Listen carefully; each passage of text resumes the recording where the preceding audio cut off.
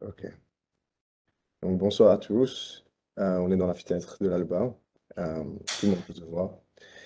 Euh, Seule l'anthropophagie nous unit, socialement, économiquement, philosophiquement. Il s'agit là de la phrase d'ouverture du manifeste anthropophage d'Oswald de Andrade, qui en soi comporte l'énergie particulière que dégage le Brésil. Le Brésil, la France antarctique, le pays du Cobra Grande, c'est vers cette image largement définie par les différents mouvements artistiques des expéditions françaises du XIXe siècle que se lancent Guillaume Cibaud, Olivier Raffaelli, Grégory Bousquet et Carolina Bueno en 2000. Un voyage vers le Brésil contre les préconçus qu'il dégage. Ainsi, mesdames et messieurs, amis et collègues, membres estimés de l'Académie des Beaux-Arts, j'ai le plaisir de vous présenter aujourd'hui Olivier Raffaelli, représentant Triptyque Architecture, participant à cette série de conférences organisée par les étudiants de l'ALBA. L'histoire de Triptyque est l'histoire d'un voyage et de son retour. L'histoire de jeunes architectes diplômés des Beaux-Arts de Paris qui se confrontent au Brésil, à son instabilité, son énergie, sa chaleur, sa densité et sa culture anthropophage pour construire, revenir et développer des thématiques en conséquence. L'entropie en architecture, la densité joyeuse, la surdensification, le tropicalisme inversé et j'en passe seront les idées phares de ce que Triptyque développera pour créer une architecture faite pour durer, pour devenir, pour évoluer. Dès leurs origines orientées vers le design durable et éco-friendly, Triptyque se sont démarqués par leurs idées innovantes et avant-garde pour ultimement construire. Ils remportent le Innovation and Sustainable Master Prize de Saint-Gobain, le lauréat du prix Innovation Concours Bas Carbone d'EDF, le premier prix Zumtobel for Sustainable and Humanity Built Environment, et même plus récemment, le premier prix Archdaily pour la Villa M et le prix de la Santé pour leur dernière construction. Sans plus tarder, je vais laisser la place à Olivier Raffaelli qui va lui-même présenter cette conférence. Je vous remercie tous d'être venus et remercie encore Olivier pour nous permettre de faire ça avec lui.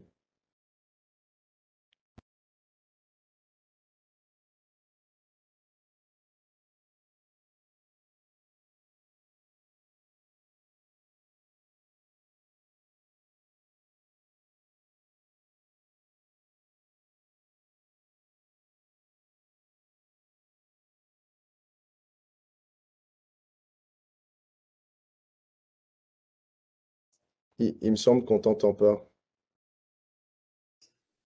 Voilà, c'est mieux. Oui, c'est parfait. Parfait. Alors, pour partager la présentation, euh, Oui, là, on voit ton écran. d'accord. Le problème, c'est que j'arrive à partager mon écran. Attendez, excusez-moi, parce qu'il ne me propose pas.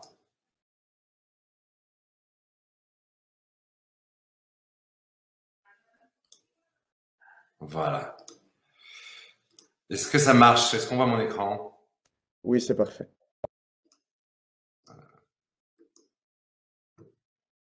On le voit en plein écran, là?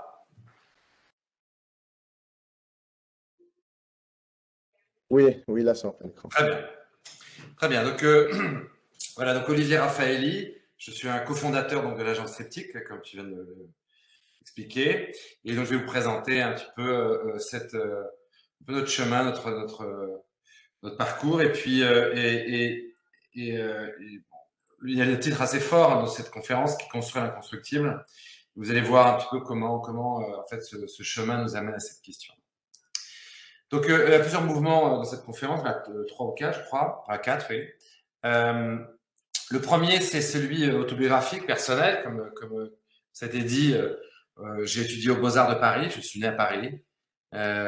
Donc, une culture très classique, rationaliste, aux Beaux-Arts dans un cadre extrêmement historique, extrêmement consolidé, un endroit bien fait, bien réalisé, dans lequel règne une véritable idée de raison triomphante hein, d'un pays qui a le sentiment en tout cas, qui a une croyance, une foi très importante dans l'idée en fait, qui est engagée dans la raison, je dirais, énormément de son énergie.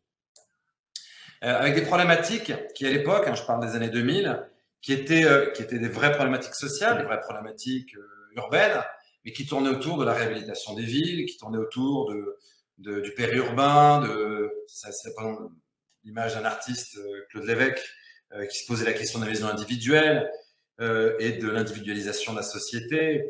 En bref, des problématiques qu'on ne peut pas sous-estimer, mais qui étaient, je dirais, des problématiques de pays riches, hein, de pays très riches.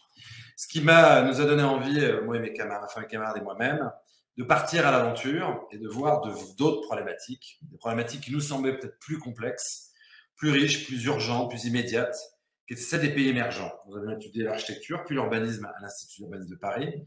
Et dans ce cadre, on avait étudié l'avènement du règne urbain, de ces grandes métropoles qui se créent dans le monde entier, puisque à ce moment-là, plus de 50% de la population mondiale devenait citadine, et des villes gigantesques comme Shanghai, Shenzhen, Lago, le monde entier, Delhi, des mégapoles gigantesques se créaient, alors qu'à Paris, on continuait à réhabiliter, on construisait un petit peu, mais on restait dans une consolidation urbaine. Donc ces horizons nous fascinaient. Et puis il y avait aussi l'idée du nouveau monde. Hein. Et pour un Européen, c'est très fort cet appel. Donc on avait cette mythologie, on est partis tous les quatre, tous les trois à l'époque, justement à partir de ce rêve, qui finalement aussi un rêve, je dirais, très générationnel, avec énormément de préconçus dans l'esprit, dans la tête, notamment ce nouveau monde qui nous paraissait idyllique, beaucoup d'images, de clichés, et notamment le Brésil, puisqu'on est parti au Brésil, en Chine, on est parti en Inde, puis on est parti au Brésil. Le Brésil, ça nous paraissait le pays le plus adapté, le plus adéquat, puisque c'est à la fois très exotique par rapport à un pays comme la France, mais à la fois très familier, très cousin. C'est une culture, contrairement à la Chine, où effectivement les relations, si c'est très exotique, la Chine, on se sent moins proche culturellement hein, des Chinois ou des Indiens. Donc là, on avait le loin et le proche en même temps. Alors ces clichés se sont confrontés très rapidement à une réalité. C'est-à-dire qu'on est arrivé donc en 2000 au Brésil, on a créé notre agence, mais on ne faisait rien pratiquement, pendant 3-4 ans, on était tout petit, on faisait des petits concours, des petits projets, on était, je dirais, plus près de des survies que d'autres choses. Et on a été confronté à une autre chose que finalement, cette image d'Épinal, cette image un peu symbolique du Brésil luxuriant. Mais on s'est confronté à une vraie jungle urbaine, pour prendre un autre terme valise, et une réalité du Brésil qui est celle terrible à la fois d'un pays, terrible, à la fois extraordinaire, d'un pays merveilleux, mais aussi d'un pays où les villes sont en proie à des crises très très graves, sociales, écologiques, de transport, d'eau. Et donc voilà, c'était cette réalité à laquelle on était confrontés et à laquelle le Brésil est toujours confronté aujourd'hui. Je disais des crises écologiques très graves, un pays où il pleut tous les jours, et pourtant il manque de l'eau en été, c'est-à-dire des gestions très, très, très, très, très défaillantes, on va dire, des systèmes urbains, des problèmes habitationnels très graves. Et donc, je dirais que ce qui est très intéressant, ça a été dit au départ, c'est que arrivé au Brésil, le Brésil, au départ, on vient d'une culture, donc pour nous, très rationnelle, très classique, et progressivement, c'est assez long tout de même, mais je suis resté 16 ans au Brésil, hein, aujourd'hui je suis en France et au Brésil, mais j'ai vécu 16 ans à Rio, à São Paulo, et on se fait dévorer par une culture anthropophage, une culture qui est extrêmement accueillante, hein, puisque le Brésil est un pays, les Brésiliens en général, un peuple extrêmement accueillant, mais qui part justement une force culturelle, une sympathie, une intelligence, une sensibilité, vous dévore progressivement, comme à l'image, je dirais même, alors ça c'est pas le Brésil, mais à l'image de la nature brésilienne, qui dévore absolument toutes les villes. Enfin, si on prend des villes comme São Paulo, on voit des arbres les vrais monuments de la ville de São Paulo, c'est presque ces arbres, et on voit qu'aucune rue n'arrive à tenir plus qu'1 an ou 2 ans avant d'être fissurée, craquelée par la nature existante. Alors, cette anthropophagie, donc cette capacité du Brésil à vous dévorer, de manière générale, à la nature brésilienne, c'est aussi un petit peu, je dirais, la pierre fondamentale de la culture du Brésil, le récit du Brésil national. C'est comme ça que le Brésil s'est créé en tant que, je dirais, nation culturelle indépendante. C'est après atteindre un problème anthropophage, sans anthropophagie, et le Brésil se définit comme un pays moderne, mais anthropophages, qui dévorent tout et qui le regurgitent. D'ailleurs, c'est intéressant parce qu'on voit bien que les anthropophages, les peuples, les Indiens, ne dévoraient que les hommes courageux, les hommes pleins de vertus. Lorsqu'il y avait un conquistador qui arrivait et qui n'avait pas de courage, on le voyait avoir peur, être peureux, il ne le dévorait pas, de peur de se nourrir de cette faiblesse. En revanche, lorsqu'il faisait une prise d'un guerrier fort et conquérant, alors là, c'était question de le dévorer pour se faire lui-même, pour se faire force, pour se nourrir de ce courage, de cette force. Donc, l'anthropophagie définit comme ça le Brésil. Et on le voit, par exemple, avec des architectes, parce que tous les architectes, tous les architectes, oui, on va dire classiques, enfin, au sens moderne, brésiliens, sont des Européens, hein, puisque c'est une colonisation portugaise, mais d'autres aussi, d'autres pays. Et puis eux-mêmes ont créé des palais, des endroits avec cette culture européenne, mais très rapidement se sont fait dévorer, se sont fait revisiter, se sont fait reprogrammer par une puissance, ça c'est à Rio de Janeiro, incroyable, une redéfinition.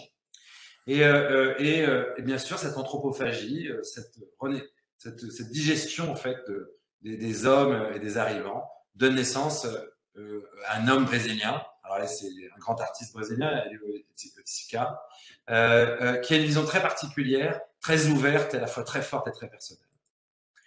Donc voilà, ça c'est un peu le cadre général dans lequel nous on a évolué pendant 20 ans, le chemin qu'on a fait en 20 ans, et dans le cadre et le contexte. Et pour parler de Mouvement 2, c'est le Brésil en tant qu'architecture, parce qu'on peut parler d'architecture ici. C'est un pays où on a pu, où le modernisme a été particulièrement, s'est développé d'une façon particulièrement forte. Et une forme de modernisme très particulière, dévorée, digérée. Alors je prends cet exemple ici que je trouve fantastique, qui est Brasilia, puisque Brasilia, eh bien, ça a été créé à partir de rien. C'est un président en 5 ans, au XXe siècle, qui a décidé de créer cette ville dans une pampa au croisement de 2 rues dans le désert avec un urbaniste, Lúcio Costa, ça c'est le président Kubitschek, et qui au milieu de rien ont décidé de créer ce projet. Il y a un concours qui a été organisé, international. C'est une histoire un peu extraordinaire, puisqu'il y a des projets complètement fous.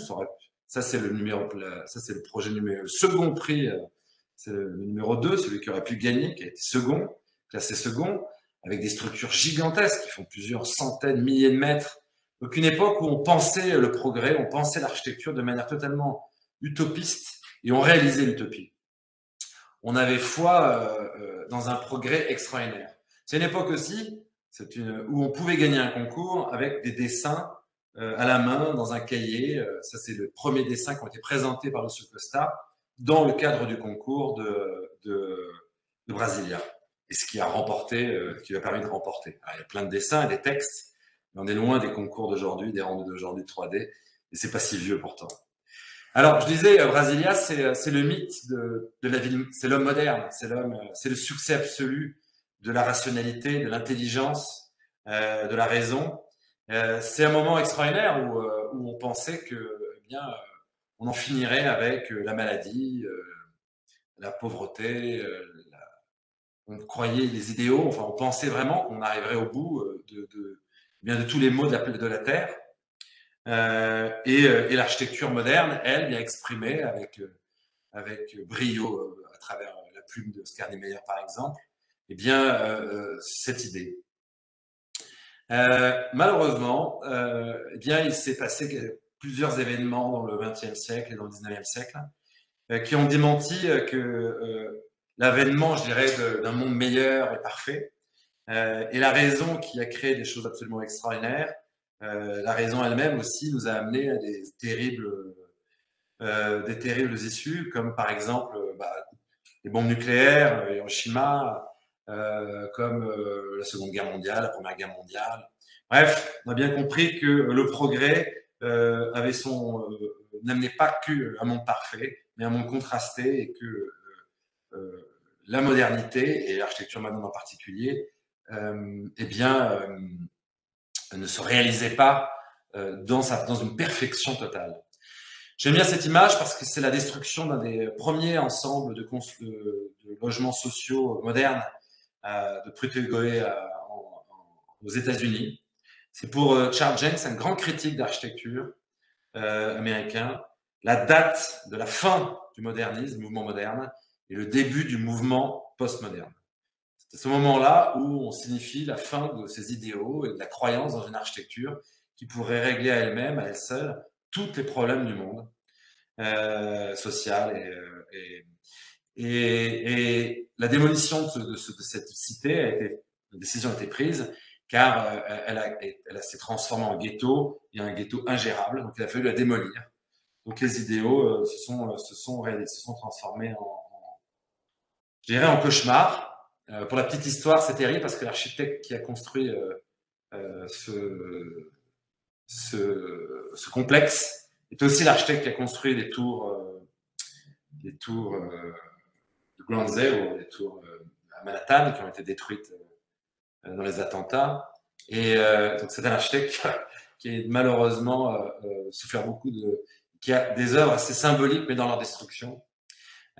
Puisque là aussi c'est une autre date importante de l'architecture, je pense, la destruction des Twin Towers. Bon, mais ça c'est un autre sujet. Cette science, ce progrès nous amène effectivement à des catastrophes urbaines, à des catastrophes humanitaires, sociales, mais aussi environnementales. On s'est rendu compte depuis que en plus de produire des aberrations comme par exemple la bombe nucléaire ou d'autres événements de guerre, bien le pire des événements des conséquences qui pouvaient venir avec ce progrès de la modernité, eh bien c'était la destruction de la planète, la découverte que le monde n'était pas infini, mais que le monde était fini, que les matières que nous disposions autour de nous n'étaient pas infinies, et que nous étions dans un système de destruction de toutes les ressources, du vivant qui est autour de nous, et dans un système non sustainable, donc non durable, qui en lui-même portait sa destruction. Alors là, je reviens en architecture, et je reviens à l'architecture brésilienne, celle qui m'intéresse aujourd'hui, et je prends cette image d'une maison que je trouve sublime, qui est la maison de Lina Bobardi. Lina Bobardi en plein São Paulo, en plein Brésil, près de São Paulo. Et vous voyez ici Lina Bobardi, c'est une femme qui est arrivée après la Seconde Guerre mondiale et qui était une femme plutôt d'un milieu aristocrate, très chic, très cultivée, mariée avec un homme critique d'art, qui vient d'Italie et qui arrive au Brésil, porteuse de toute cette culture, de toute cette grandeur, de toute cette intelligence, et qui va venir avec un modernisme très ancré, très académique, et qui va construire donc cette première maison, qui sera sa maison à elle, dans un endroit où elle va raser tous les arbres. Vous voyez bien qu'avant, il y avait une forêt, tout va être rasé. Et elle va construire cette image incroyable, justement, de la raison surplombante sur la nature, à partir de laquelle on peut regarder l'horizon, se mettre à distance, se distancier d'elle-même. Et ce qui est extraordinaire, c'est comment cette maison a été digérée, comment la nature a repris ses droits, et comment la maison aujourd'hui n'a plus de vue, et comme elle est complètement plongée dans cette nature et qu'elle donne à voir cette nature de manière incroyable. Et dans ces deux images, je vois un manifeste rétroactif, comme Koulas le voyait à New York.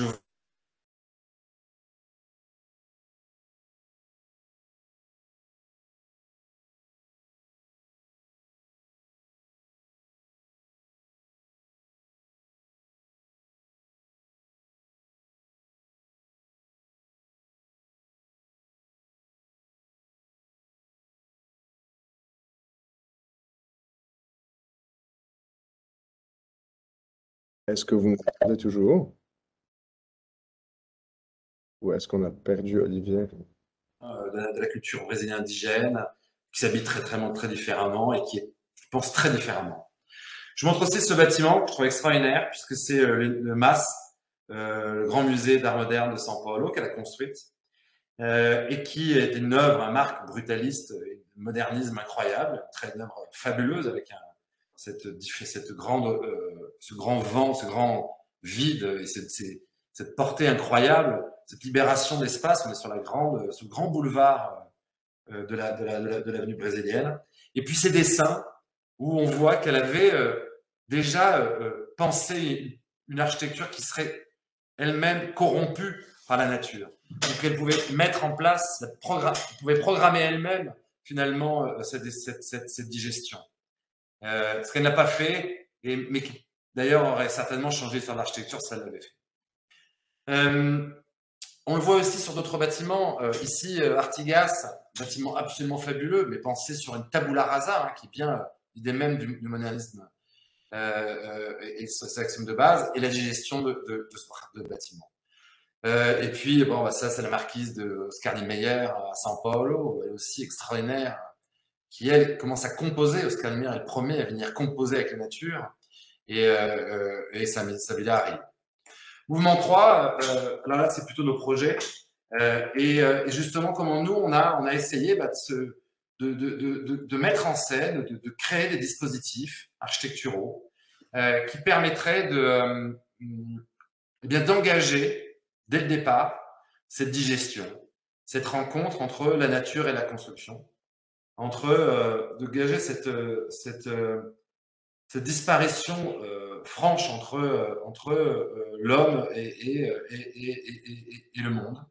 Et là, on a construit un bâtiment qui était à l'époque des ateliers d'artistes, qui aujourd'hui est devenu des boutiques, et qui était une production sur laquelle on était sur une nappe phréatique, qui en général est toujours rejetée à l'égout. Et là, on avait décidé, pas rejeter l'eau à l'égout, mais de l'utiliser et de créer une croûte. Alors, c'est pas un bâtiment végétal, hein, c'est le premier bâtiment, donc il y a une quinzaine d'années. L'idée, c'était de faire ruisseler de l'eau sur le bâtiment, qui avait 2 épaisseurs, et de constituer une vraie croûte sur le bâtiment qui nous permettrait de nous passer de climatisation. D'engager aussi une matière. C'était pas une matière végétale forcément. On avait fait des trous, on voulait créer du vivant et puis une force de bio, de faune flore, de créer, d'engager quelque chose. Mais on voulait créer une sorte de croûte qui, au fur et à mesure, allait protéger le bâtiment. Et on le voit ici à certains endroits où on a à la fois cette humidité, cette matière qui se crée, qui vient se protéger, s'épaissir avec le temps, puisque l'eau est chargée en minéraux, et cette végétation qui vient aussi se mêler à ce rocher presque de protection. Donc voilà.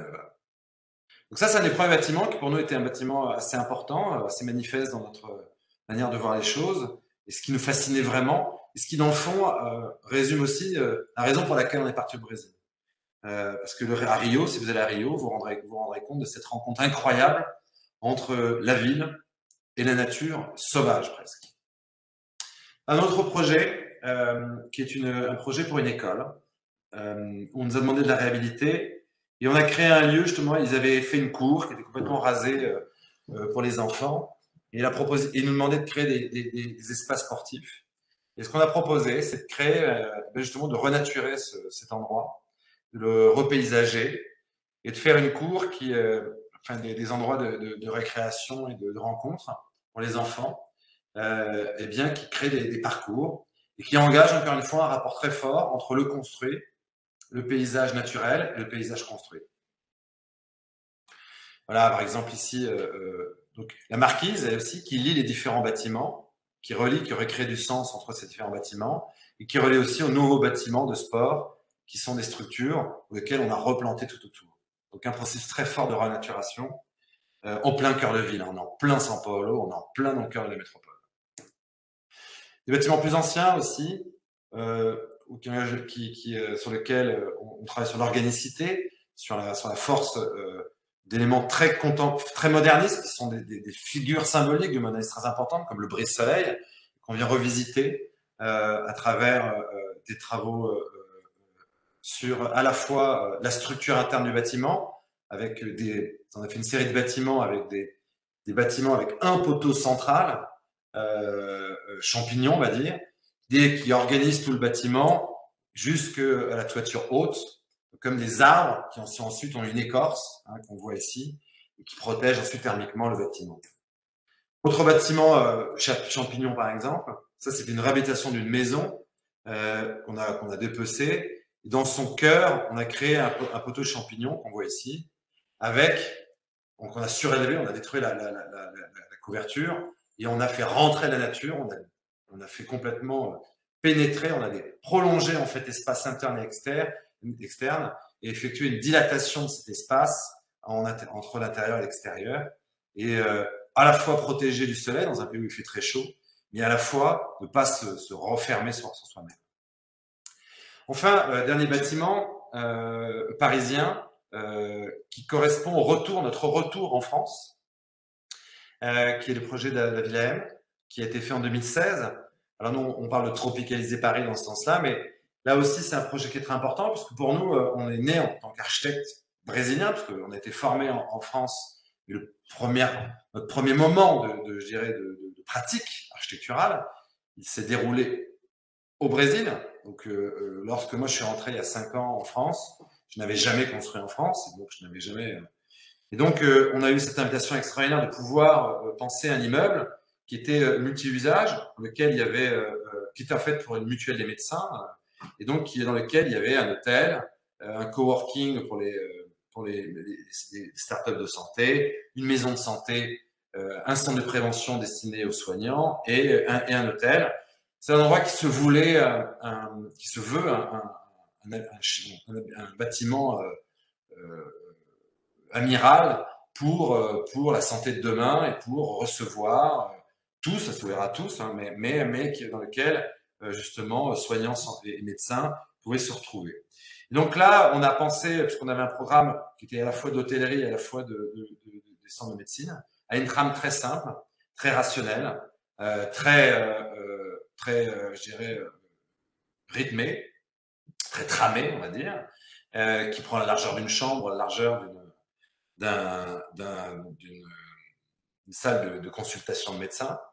Et fort de cette trame, eh bien, on a reculé la façade étanche, un mur rideau de 80 cm, et on a sorti la structure du bâtiment qui porte le bâtiment en exosquelette. Et en plus de porter le bâtiment, eh ben, ce qu'on s'est dit, c'est qu'il pouvait porter des jardins verticaux.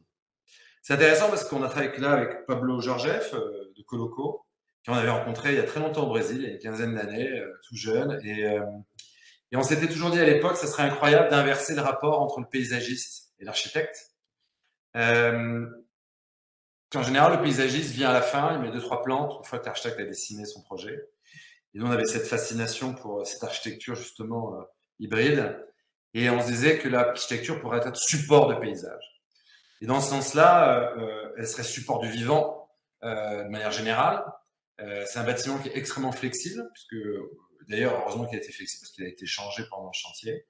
Donc, extrêmement flexible parce que tramé et parce que pensé autour de noyaux qui permettent plusieurs usages, à la fois des usages de santé ou des usages d'hôtellerie ou de bureau. Donc, il peut être réaménagé dans le temps et dans les décennies qui viennent de manière très versatile. Et à la fois, donc, support du vivant, de tous les vivants, une sorte de machine qui vient recevoir tout ça. Hein, c'est ce mythe presque machiniste de l'architecture corbusienne. Et puis support du vivant d'un jardin, d'un jardin d'écosystème, et d'un jardin alors, au sens où nous on considère extrêmement low-tech, c'est-à-dire basé sur l'idée que c'est pas un mur végétal, mais bien quelque chose de très facile d'entretien, avec une vraie terre végétale de 80 cm de profondeur, 40 de hauteur. Donc un vrai jardin avec de la vraie terre et très facile d'entretien. Et là, cette idée, c'est vraiment pour nous de mettre en lumière ces rapports justement entre une structure, entre une raison, entre un rationalisme qui vient être naturalisé, ce qu'on appelle le rationalisme naturaliste. Et pour nous, c'est un projet manifeste dans ce sens-là, d'un projet qui à la fois en hiver réapparaît, parce que la végétation, elle se réduit énormément, donc la grille réapparaît, et en été, progressivement, elle disparaît, elle est dévorée par la nature. Et donc, il y a un rapport très fort entre l'intérieur et l'extérieur. Alors là, c'est tout au début. En été, parfois, c'est complètement, on voit pratiquement plus Paris. En hiver, en revanche, ça réduit énormément. Paris réapparaît très fortement. Ce qui aussi nous permet aussi de protéger des rayons lumineux en été et au contraire de bénéficier des apports solaires en hiver. L'exosquelette étant aussi, lui, parce qu'on a une bonne, on a un nord-est, servant aussi de protège, de brise-soleil. Et donc d'avoir dans toutes les pièces une ouverture totale sur la vie, une transparence, donc de créer, d'engager ce rapport très fort avec le monde, que le modernisme porte pour nous avec lui, qui est ce progrès incroyable, hein, du plan libre, et du plan ouvert, de cette grande libération de l'architecture, hein, puisque à base, on vit dans une grotte, et puis ensuite dans des bâtiments avec des toutes petites ouvertures, et progressivement l'ouverture augmente. Donc c'est ce grand acquis en fait de la modernité que nous on revendique, et qu'on vient ensuite eh bien, pervertir, corrompre par cette mise en place du vivant, et puis et qu'on engage dans ces rapports qui sont là, sont étonnants, parce qu'en plus on a un travail de paysagisme incroyable sur les saisons, avec une machine presque à paysage, hein, puisqu'on récupère l'eau sur le toit, l'eau ensuite c'est un vrai treillis en fait, hein, c'est un vrai treillis qui porte la nature, et structure dans lequel on a des tubes d'eau avec une grande facilité de maintenance encore, mais on récupère l'eau sur la toiture, on la filtre, on l'envoie dans les bacs, on récupère, on la met en sous-sol, on la traite, on la relance ensuite en toiture et on repart, et on est toujours en vase clos. Mouvement final, et je pense que oui, j'ai 10 minutes. L'Institut Shingu, alors ça, c'est, je pense, un projet important pour nous. Il est arrivé il y a 1 an, pendant le confinement, et pendant la pandémie. On avait déjà travaillé avec les Indiens autour de São Paulo, mais plutôt avec des Indiens de Brésil, mais qui étaient des Indiens qui étaient vraiment tout à côté des métropoles urbaines. Et on nous a, là, sur l'Amazonie, on nous a proposé de repenser le siège, enfin, un institut, c'est-à-dire un siège, un lieu dans lequel les Indiens du parc de Xingu, c'est-à-dire donc qui est au sud de l'Amazonie, enfin totalement au sud de l'Amazonie, donc totalement dévoré par je dirais la pression des fermiers, puisqu'on est vraiment tout près en fait du Brésil civilisé, on va dire, enfin civilisé, oui, occidental, on va dire, et occidentalisé. Et donc, oui, occidentalisé et pas civilisé, parce que là, effectivement, on pourrait même parler du contraire, peut-être. Donc, on a demandé de faire ce siège où il pourrait mettre à la fois une école d'agriculture, de permaculture, à la fois un centre de contrôle pour mettre des drones et pour pouvoir commander, je dirais, le contrôle des frontières de l'Amazonie aujourd'hui, qui ont été définies il y a plusieurs décennies, des lieux d'artisanat, des lieux de formation, de santé, bref, un endroit où on peut retrouver justement un lieu de savoir, de connaissance, d'enseignement pour aider les Indiens, ou qui s'aident eux-mêmes en fait à s'adapter à l'intrusion de la culture moderne et de la modernité dans leur territoire. Intrusion qui est inexorable. On peut le déplorer, je le déplore bien sûr, mais elle est inexorable parce qu'elle est désirée par ceux qui veulent rentrer en Amazonie et désirée aussi par pour les Indiens eux-mêmes, qui sont bien sûr, comme nous tous, à la fois pétris de leur culture et de leur richesse, mais à la fois fascinés par des choses comme la péridurale, par la télévision, par le téléphone, par les machines, par les motos, voilà. Donc cette fascination, je dirais qu'elle est inexorable. Donc comment adapter ça? Et c'est le lieu de cet institut.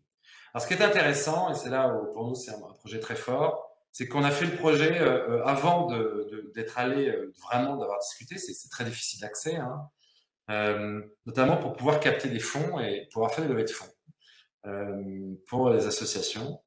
Et on a donc dessiné un projet qui est un projet qui justement permet de comprendre qu'il faut qu'on porte vraiment un projet pour les instituts et donc arriver à former une idée même de ce que serait, pour quelqu'un qui veut contribuer, ce que serait l'action des associations dans le parc.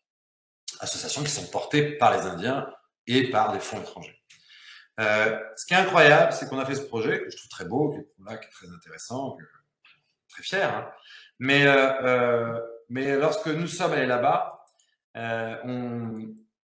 et vraiment avec du temps, parce qu'on est allé plusieurs fois, mais il faut du temps pour comprendre des choses, on s'est rendu compte que finalement, les lieux dans lesquels avaient été choisis, à la fois par les Indiens et par les associations, c'était des lieux qui étaient totalement bien verts, alors que l'action même de cette entreprise, c'était de protéger, je dirais, la forêt.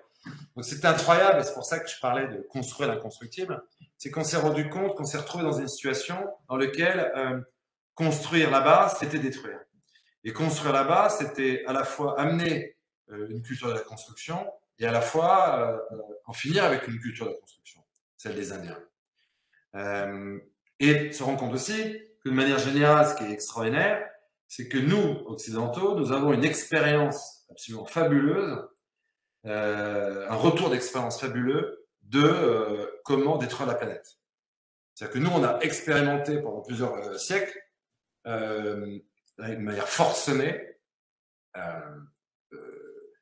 des techniques qui mettaient à mal l'équilibre de notre planète. Alors que les Indiens, eux, ont à peine commencé, puisque ça fait très peu de temps qu'ils ont été découverts. Et finalement, on se rend compte que nous, on peut leur apporter cette expérience. Eux peuvent nous apporter cette expérience incroyable, justement, du respect des rythmes et de leur manière de vivre en harmonie avec la nature. Mais qu'eux-mêmes, aujourd'hui, allant vers le progrès, eh bien, ne savent pas gérer, n'ont pas conscience de cette limitation des ressources, puisqu'ils n'ont pas fait l'expérience de cette limitation.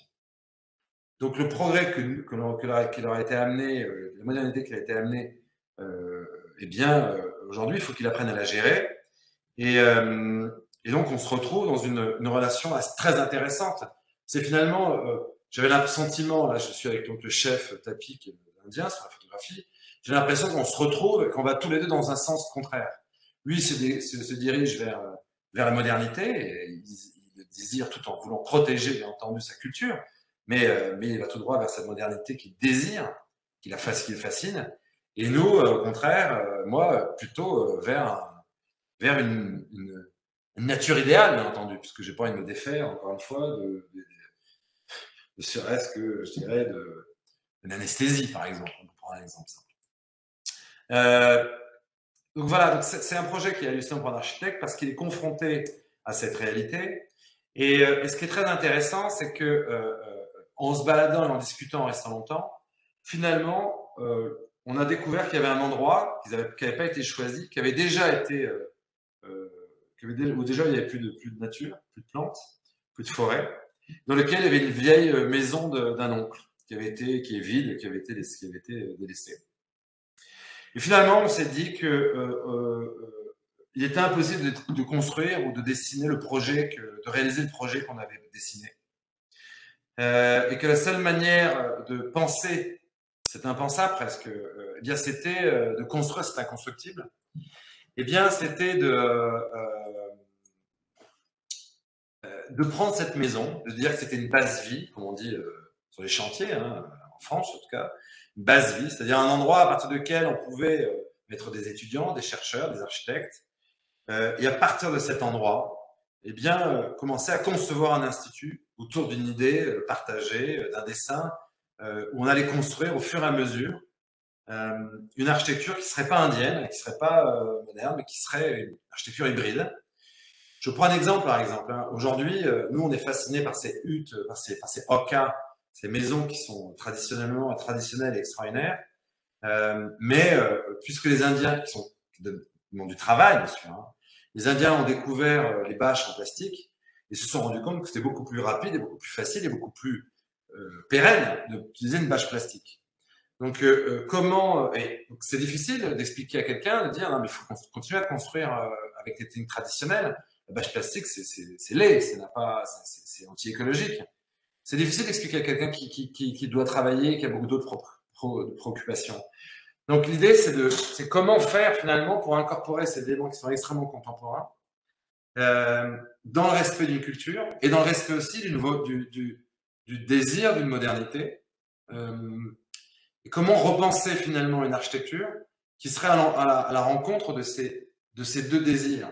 Mon désir finalement, notre désir qu'on maintienne une culture forte de la tradition naturaliste, constructive brésilienne, qui est pour nous un puits d'enseignement, un savoir incroyable, et à la fois un désir important des Indiens d'apprendre, de se développer. Et puis une réalité aussi des Indiens, c'est qu'aujourd'hui, puisqu'ils ont accès à la médecine, eh bien, et qu'ils ne se battent plus entre eux depuis quelques 40 ans, et il n'y a plus de guerre meurtrière et fratricide entre les clans, eh bien la population augmente à vue d'œil dans les villages. Donc voilà, et ce qui est intéressant, si vous voulez, c'est ce chemin pour moi entre les Beaux-Arts, les années 2000, 98, et aujourd'hui. Et en guise de conclusion, je dirais que c'est tout ce chemin presque de anthropophage, vous voyez peut-être comment ça se fait dévorer, je dirais, par le Brésil et ses problématiques. Mais de manière générale, ce que je trouve extraordinaire, c'est ce qui a changé dans ces 30 dernières années. C'est que, voyez-vous, dans les années 90, 95, à l'époque du post-modernisme, justement, au moment où Charles Jung décide annonce la fin du modernisme, avec la destruction de Poetic Galloway du complexe, eh bien, avec la fin de ces idéaux, de ce progrès, eh bien, étonnamment, finalement, on est passé au post-modernisme, mais le post-modernisme, ce n'était que un modernisme continué. C'est que finalement, enfin, à mon sens, c'est-à-dire que dans les années 90, on était toujours dans un modernisme, mais on commençait à travailler sur le post-modernisme, le néo-modernisme, le déconstructivisme. C'était plus des figures stylistiques de mise en crise du modernisme. Mais finalement, on ne savait pas très bien où aller, et c'était plus des prises de position stylistiques ou du langage ou l'introduction du récit dans l'architecture. En gros, pour le faire plus clairement, on ne savait pas vraiment où aller et on regrettait et on enviait énormément l'époque de Le Corbusier ou Mies van der Rohe, qui avait eu la chance d'être né à une époque où le béton armé apparaissait, et où finalement la modernité était, je dirais, ou en tout cas l'architecture nouvelle était évidente. Avant on était en pierre, tout d'un coup on était en béton armé. Les architectes de cette époque ont une chance incroyable. C'est une génération qui a eu la chance de pouvoir travailler avec ces matières, avec cette innovation qui les a obligés à réinventer l'architecture. Dans les années 90-2000, eh bien, j'ai envie de dire qu'il n'y avait pas d'invention technologique ou de rupture suffisamment forte pour réinventer l'architecture. Et donc, on est dans un modernisme, néo-modernisme, donc dans une sorte un baroque, un modernisme baroque, comme ça existe souvent, et donc dans une forme, je dirais presque fragile en fait, faible du modernisme. Ce qui est extraordinaire depuis quelques années, et ce qui est extraordinaire au sens extraordinaire, pas fantastique, c'est qu'il y a un événement qui est aussi fort que l'introduction du béton au XXe siècle, et qui fait que les générations actuelles vivent un moment passionnant, extraordinaire et absolument angoissant, c'est que l'architecture ne peut plus se faire en pensant le monde comme infini, et bien comme fini. Et pour la première fois, l'architecte n'est plus un type fantastique. Moi, lorsque j'ai étudié l'architecture, on avait le choix entre faire, moi je pouvais aller dans une école de commerce ou faire dans une école d'art. Lorsqu'on allait à l'école d'architecture, eh bien, on allait pour sauver le monde, on était pour progressistes, pour aider, pour sauver le monde peut-être pas, mais pour aider la société, pour œuvrer pour son progrès. Il n'y avait pas d'ambiguïté là-dedans. Aujourd'hui, lorsqu'on est architecte, et pour la première fois, je crois, de manière vraiment fondamentale, eh bien, lorsqu'on travaille, on détruit. Et on a conscience de cette destruction. Lorsqu'on crée quelque chose, eh bien, on est tout de suite dans un rapport de détérioration, d'abîmement, de détérioration de la planète. Et c'est la première fois que le chic type prend conscience que, en fait, c'est très ambigu sa posture, et elle est en crise, et cette figure de l'architecte et l'architecture est en crise. Et c'est pour moi justement ce moment incroyable où l'architecture doit se repenser. Et c'est pour cette raison que je voulais appeler cette conférence, comment construire l'inconstructible. Voilà, voilà. Merci beaucoup. Merci, merci encore. C'était vraiment passionnant. Je vais laisser les gens en ligne poser leurs questions et prendre les questions des gens dans l'amphithéâtre. Je vais commencer par une question que moi personnellement je tiens à poser, qui est l'architecture, la fonction et le temps, le rapport entre les trois, surtout quand on pense des projets comme Harmonia, il me semble, qui a changé de fonction avec le temps. Donc en fait, quand on pense au lien moderniste entre la forme et la fonction, donc form follows function, qu'est-ce qui se passe dans la tête d'un architecte quand il a à concevoir un bâtiment qui éventuellement va changer de fonction? Est-ce que ça a un impact sur sa morphologie et en quoi le temps a un impact sur la fonction et la conceptualisation du bâtiment? Alors aujourd'hui, nous, on ne pense plus qu'en termes d'infrastructure au bureau. C'est-à-dire qu'aujourd'hui, de manière radicale, je donne un exemple. Il n'y a pas très longtemps, on a fait un concours, on essaie de descendre à moins 30% le poids carbone du bâtiment. Alors c'est facile pour pour les 10 premiers pourcents, c'est pratiquement impossible pour les 15, et c'est une gageure absolue pour les 25 derniers. Toutes les idées sont bonnes. Et on se rend compte que, par exemple, réutiliser des toilettes, des poignées de porte, des fils électriques, tout est bon. Si on veut réduire les émissions carbone, il faut que tout soit réutilisable. Donc un bâtiment aujourd'hui, pour moi, à mon sens, il ne peut pas être imaginé autrement que dans une flexibilité totale, dans une réversibilité totale. Et donc aujourd'hui, pour moi, il faut faire des infrastructures totalement versatiles.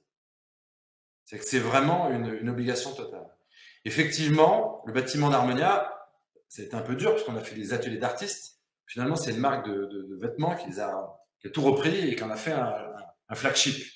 C'est toujours un peu désagréable parce que voilà, on avait une idée un peu différente. Mais à l'époque, lorsqu'on a conçu le projet d'Harmonia, on n'avait pas cette notion. On était plus basé sur les énergies. On pensait l'architecture, rapport d'écologie de l'architecture en termes de réduction des énergies, pas en réduction du poids carbone. Donc, pas très, très franc et très transparent. Aujourd'hui, on pense poids carbone et poids énergie. Donc, à l'époque, le bâtiment, il a une versatilité.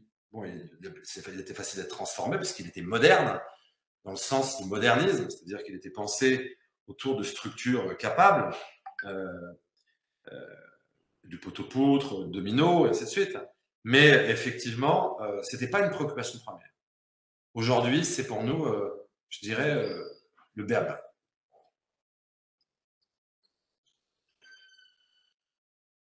Est-ce que j'ai Merci. répondu? Oui, ça répond bien à la question. Une autre question, c'est penser l'architecture d'aujourd'hui. Est-ce que c'est un objet, un espace ou un être vivant? Ouais, je répondrais forcément pour moi être vivant, mais ça serait peut-être trop simple parce que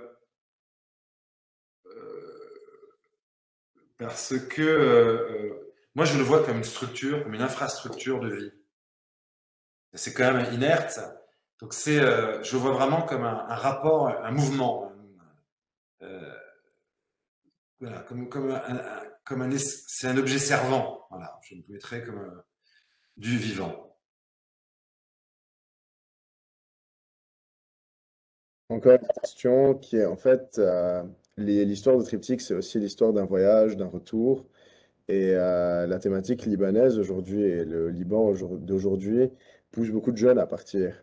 Et bien sûr, c'est d'un autre contexte. Et en fait, contrairement en fait, au paysage français des années 2000, c'est pas vivre la rationalité, c'est pas quitter la rationalité pour aller vers, vers l'incertitude, c'est peut-être l'inverse. Mais comment pour un architecte, est-ce que l'on part? C'est quoi partir pour un architecte? Alors ça, c'est une question très personnelle parce que, enfin, très importante. Hein. Partir, D'abord, il faut comprendre que nous on n'était pas au Liban, on était aux Beaux-Arts, dans des quartiers où tout était parfait et où forcément, lorsqu'on a 20 ans, cette perfection devient, lorsqu'on a envie de réinventer les choses, elle devenait un problème. Donc on avait un désir un peu comme un médecin, j'ai envie de dire, qui est fatigué de soigner des angines et qui a envie de se confronter à des vraies maladies, à des vraies problématiques, à des vrais sujets. Moi, c'est le sentiment que j'avais. Et donc, je suis parti là où, pour moi, il y avait des vrais problèmes, où il fallait vraiment, où l'architecte avait un sens, où ça donnait un sens d'être architecte. On n'était pas seulement façadiste, on choisissait pas seulement une couleur ou un tissu ou quelque chose comme ça. On engageait vraiment une réflexion et que le résultat de l'architecture, eh ben, il œuvrait vraiment à une redéfinition d'une société meilleure. Voilà. Donc, voilà, c'est l'idée du départ pour nous. Et puis, il y a la fascination. C'est toujours plus vert ailleurs, c'est toujours meilleur, mieux ailleurs. Il y a cette idée toujours, voilà. Après, effectivement, le Brésil, c'est peut-être le pays le plus accueillant que je connaisse au monde. Même comme ça, lorsqu'on est loin de son pays, c'est toujours très difficile. Donc, c'est jamais un choix facile parce que pour un architecte, à un moment donné, eh bien, on se dit toujours qu'on aurait dû, on devrait œuvrer justement à la meilleure c'est la société qu'on vous a donnée, et pas seulement celle qu'on s'est donnée.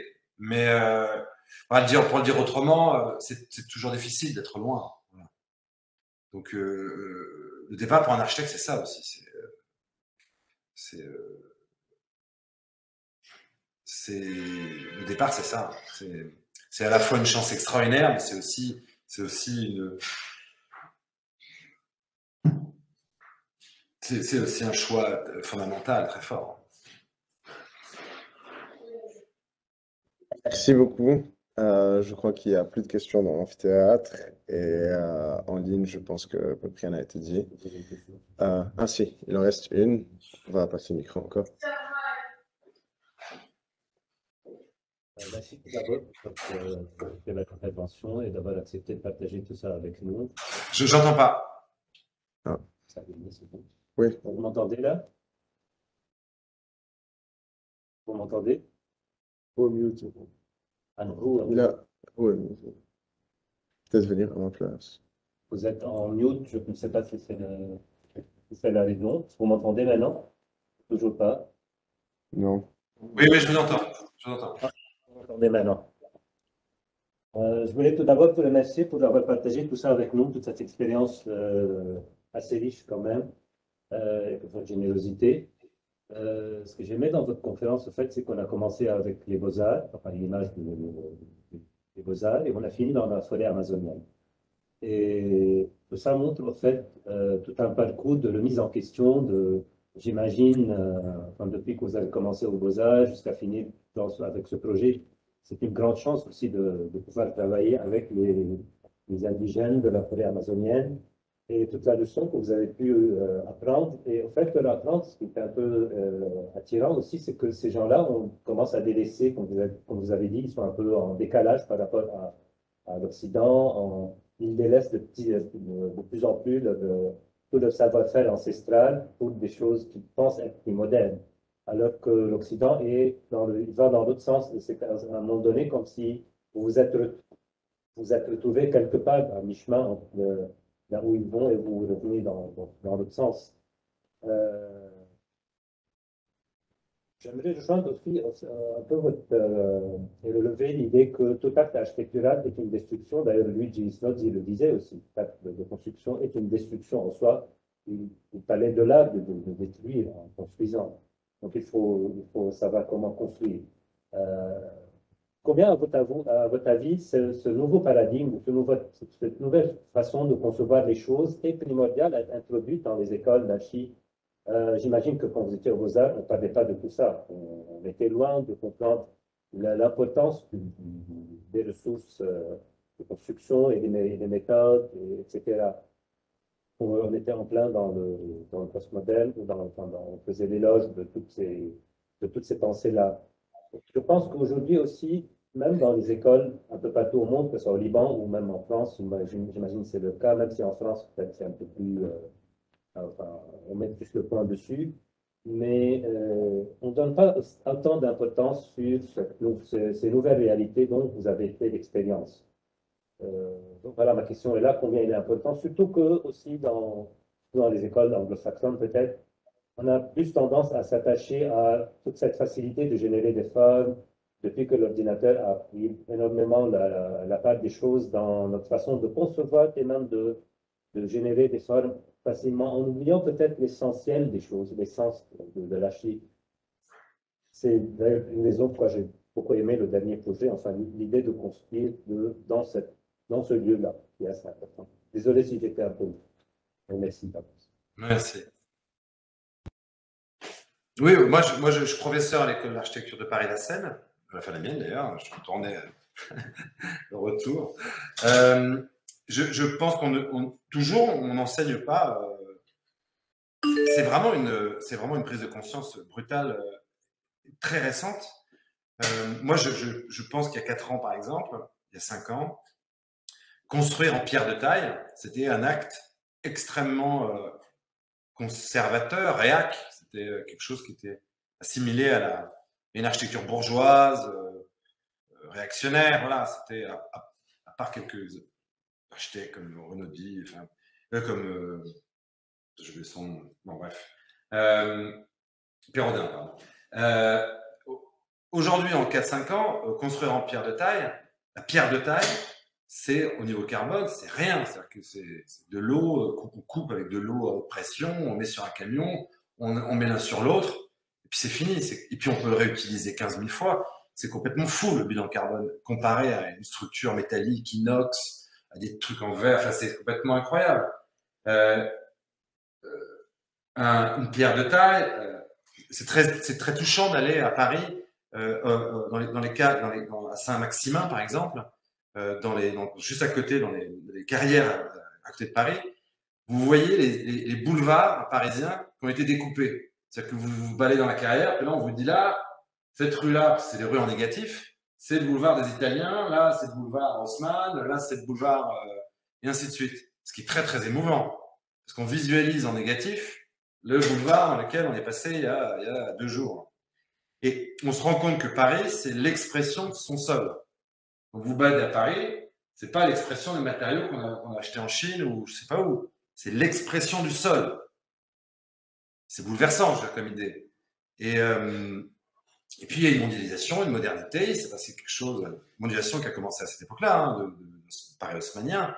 Et puis on est peut-être venu complètement fou, je ne sais pas ce qui s'est passé, mais on a fait des bâtiments en inox vert, importés en avion. Je sais parce que je pense à un projet en particulier. Et donc, on est devenu fou, et là on redevient, on réatterrit en fait. Hein, c'est un livre, comment atterrir. Mais c'est un moment incroyable parce que en fait, j'ai l'impression qu'on se réveille d'une gueule de bois, en fait, d'une énorme fête qui a tourné mal. Et, et, et donc voilà, donc aujourd'hui, je pense effectivement, on ne peut pas penser autrement les bâtiments on ne peut plus penser les bâtiments que comme ça, que par cette idée obsédante de comment faire quelque chose qui à la fois porte le progrès moderne, c'est-à-dire une ouverture, une liberté, pas des bâtiments qui se renferment complètement les uns sur les autres, mais et à la fois aussi qui expriment une grande naturalité, une sensualité, une humanité forte, et puis ensuite aussi qui ont zéro carbone, qui sont extrêmement frugaux dans leur consommation au moment de la construction, au moment de leur cycle de vie et au moment de leur exploitation. Moi, il faut tout réinventer parce que, encore une fois, la pierre de taille, il y a 5 ans, c'était un matériau anachronique. On utilisait la pierre de taille pour faire des châteaux en Californie ou à Abu Dhabi, mais pas pour un milliardaire, mais pas du tout, ou pour restaurer, mais pas pour faire des logements sociaux. Et aujourd'hui, on ne sait pas comment on va bien le faire, mais c'est la question qu'on se pose tous les jours.